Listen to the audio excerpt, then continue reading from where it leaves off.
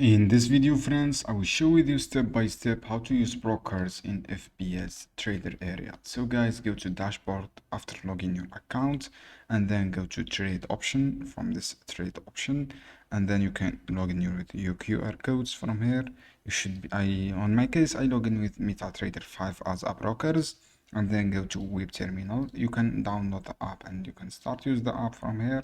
And then you will see this page. I log in with my MetaTrader 5 account. This is a demo account, and then guys, you can use a broker and you can start creating your order. If you want to add a new order, for example this one, you can set up stop loss and take a profit from here. And you can also, guys, you can make this candles from here. You can add candles, add the lines, and you can also add the text, the comment, and you can buy and sell.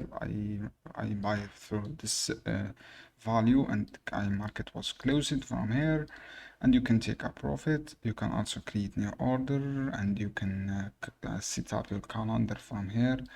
And then you can add a screen from here. You have also trade area. You can use this trade area. You have also, guys, you can change your setting from here. This is my MetaTrader 5 pockets, as I say. This is how you can do, guys, to setups. I have this guide helpful for you. See you on another video soon.